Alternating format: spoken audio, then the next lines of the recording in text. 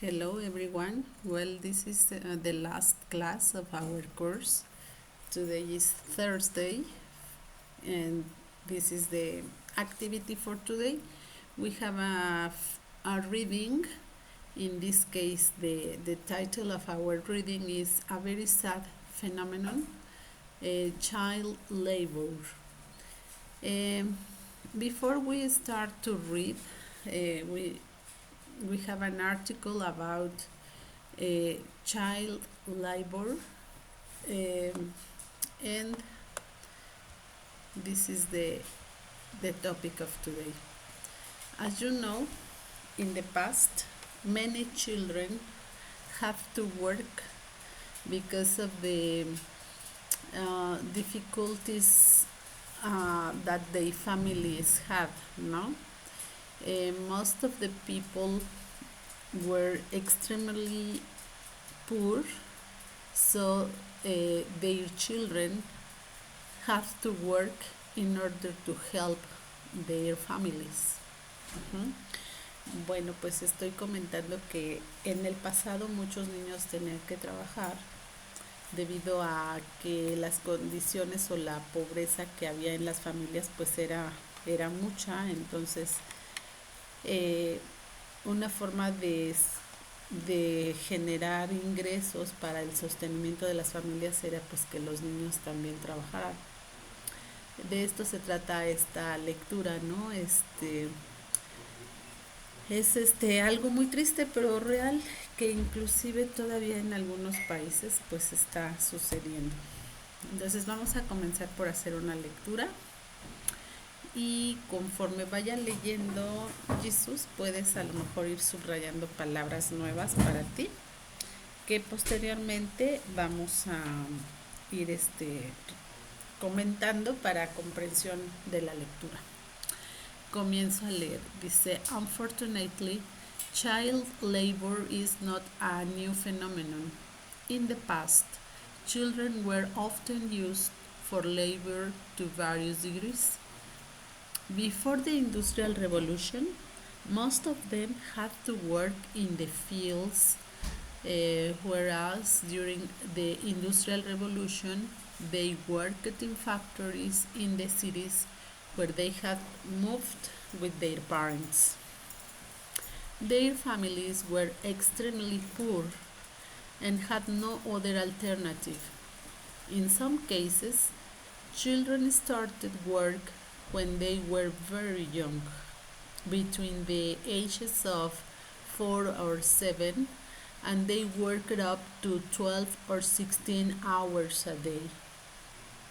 They were given little money, and most of them worked in dangerous conditions. Some of them were so exhausted. I'm sorry. That they. Claro, Thank you. Some of them were so exhausted that they fell asleep during work, and they were beaten, mutilated, or even killed. Often they were employed as house servants or sold small things in the streets. Those who were less lucky had to work as prostitutes. In many of his novels, Charles Dickens described children working in factories, mines, or cleaning chimneys in their unhappy lives. Something started to change at the beginning of the 19th century when a number of laws were created to control the working hours of children, but in most cases they were not successful. 1.7 million children under the age of 15 were still working in American industries in 1900. Today, especially in developed countries, there are laws that control the minimum age of workers, and consequently, child labor has decreased. In many countries, child labor is illegal, and children under the age of 14 and 16 are not allowed to work.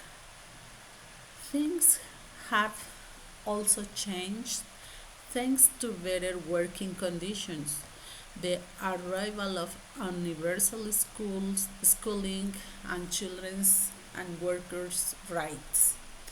But children labor still exists in poor countries. 158 million children between 4 and 14 are exploited all over the world, according to a survey carried out by UNICEF. Just like in the past, these children receive little money and have to do boring, repetitive work. The main reason for child labor continues to be poverty. In some cases, families have no other source of income, so children are essential for their survival. For this reason, some people are convinced that boycotting items produced through children labor will only make these children look for harder or more dangerous jobs, giving them some education and helping their families with training and job opportunities could be both the solution to this problem and make the economy in the countries more competitive. Ujú. Bueno, pues como puedes ver, esta lectura pues nos habla de la pobreza de algunas familias, pues lo cual orilla a que los niños aún y en esta época sigan trabajando. Me gustaría que por favor hicieras la lectura de escaneo, y subrayes algunas palabras nuevas, Iván, Jesús, Iván.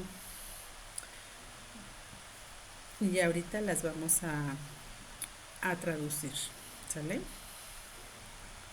Voy a poner una pausa para que Sí. mientras haces tu lecturita.